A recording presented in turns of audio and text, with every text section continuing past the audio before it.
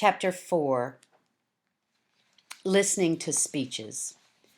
This will be more than simply listening to speeches that we talk about today. As you see, you need to learn how to listen, and you will prosper, even from those who talk badly. It's interesting that listening is one of the most important things that we do in this public speaking introductory class. The first important thing to effective listening is to select the message. You need to decide, what am I going to listen to? And then you attend to it, understand the message, remember it, and hopefully you do respond appropriately. There are, however, some barriers to effective listening. How do we manage information overload? Today we have information overload, and although it's not all in listening, texting, email, other ways that we have of getting that information overload, it's important for us, even more so, to become effective listeners. That interpersonal communication is highly important. We have to overcome our personal concerns when we listen. Do we not care for the topic? Do we not care for the speaker? Also, in listening, we have to reduce outside distractions. When you are listening, for example, in an online course or even in a person to person classroom lecture, there are distractions. How do you reduce those distractions? Are you right now listening to this and watching this PowerPoint while your family is running around all around you? Then we've got to counteract our prejudices. Are we prejudiced against the speaker, against the topic, against what we're even doing? So, how do we do that in order to overcome that barrier of effective listening? We also have to use differences between speech rate and thought rate. As you'll see in your text, we can hear much more at a faster rate than we can speak. So we find that our minds wander. Ever been sitting watching television, been in church listening to a sermon, and thought, now, how did I begin thinking about this? Let me back up to see where I began thinking about this. And part of that reason is because the speech rate and the hearing rate are so different. And then we've got to understand and manage our receiver apprehension. What are we apprehensive about? Maybe even as you listen to this first module, you're thinking, I wonder what she's going to test us on. I wonder what we'll have to do in this unit, in this module. So we have to learn to manage that apprehension. There are 7 steps of learning to listen effectively. First of all, you've got to get ready to listen. And I don't mean just in the classroom, but it's important to get ready to listen one-on-one to people at your workplace, to people in your family. You've got to make sure that you are ready to listen. And then you switch off those emotional attitudes that we talked about earlier. Sometimes when we speak with our children, especially as they get older, we have an emotional attitude and don't want to hear. We have already made our decision about whether or not they are able to go to a certain place, but it's important for us to switch off that emotional attitude. And then we must start listening on the first sentence. The spoken word only comes to us once, and what we have to do is begin listening. Maybe you've been in a situation where someone was talking to you and said, let me tell you a story about Joan. And then, as the story intensifies, they might say, now who are you talking about? Because they weren't listening, or maybe that's us. We weren't listening on the first sentence. Then you need to get the central idea. What's the main point of this conversation or this speech? Because we're not only applying this to listening to speeches, but we're applying it to interpersonal communication as well. So we've gotten the central idea, the main idea, and then we need to get the chief supporting ideas. Just as in a classroom lecture, in a sermon where the preacher or the teacher gives the main idea and then they support that main idea along the way.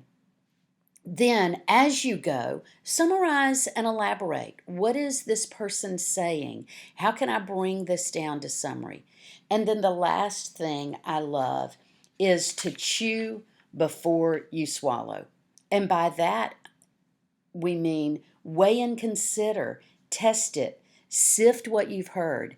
Just because a certain speaker is saying it doesn't mean that you need to accept it. As you're listening, listen with your eyes as well as your ears. The eyes are the windows to the emotions. We know by that eye contact when a person is paying attention. It's much easier for us to pay attention when we're looking intently. And then adapt to the speaker's delivery. We don't all have the best delivery, so we want to be able to adapt to that. Listen mindfully and skillfully, and then make sure that your listening style is oriented either to people, to action, to content, or to time. Become an active listener. Be involved, and you'll read some of that with how do we respond with or yes or nods, and then listen ethically. Also, very important. Communication activities. Look at this. 45% is spent in listening, only 30 in speaking, and then reading and writing.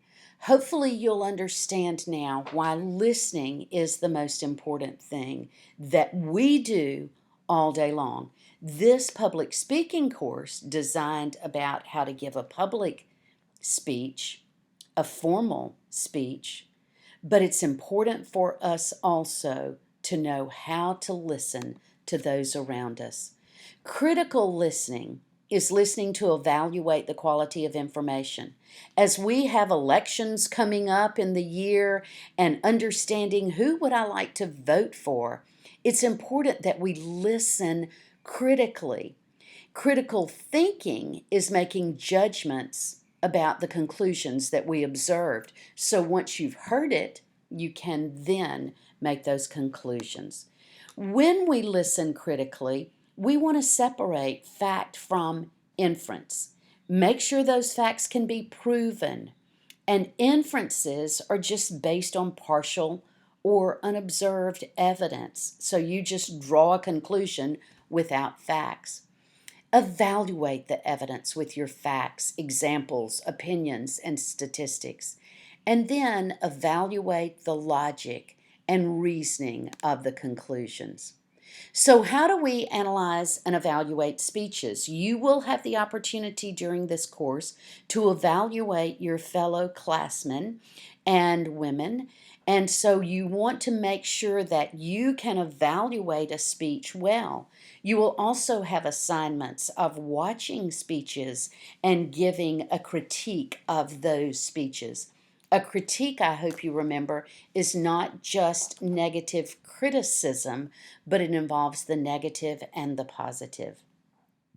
Rhetorical criticism is evaluating a speech's effectiveness and appropriateness along the way without necessarily responding out loud. Criticism is not fault finding.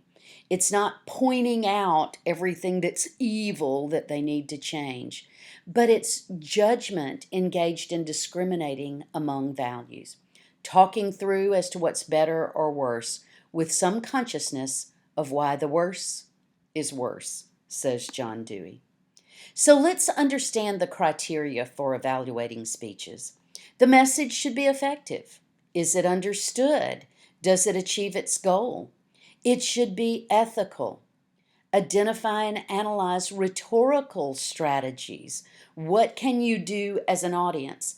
Obviously, as an audience for these speeches, your response, your attentiveness, your nodding will not be identified, but you can do that in church during a sermon, in a classroom, when it's face to face. And give feedback to others. Give feedback to yourself as well. So help your fellow speakers by making sure that your evaluations are descriptive. When you do your critiques, make sure that they're also specific. Give positive and constructive critiques. Be sensitive to people. And then, last of all, be realistic.